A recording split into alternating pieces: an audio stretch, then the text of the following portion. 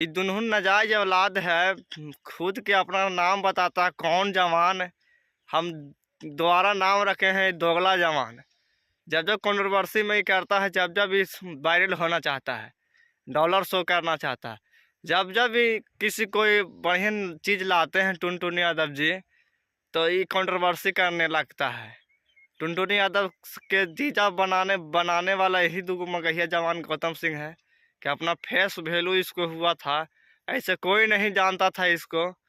चला है दाल सेकने, वो अपना डॉलर सेकने चला है कि कौन चीज़ निकालें तो इसको पैसा मिले। तो हाँ, तो सुनिए, तो हम डोज देते हैं टुनटुन यादव जी। जाइए ना, एक बहनी दुनहुन गरमाइल है, समरा गौतमा के बहनी। जाइए ठंडा में थोड़ा अपनों रजाई गर्म कर लीजिए और दर्ज बताइए हमनी के कैसन मिलता है। चलिए शेयर करिए वीडियो के, लाइक करिए।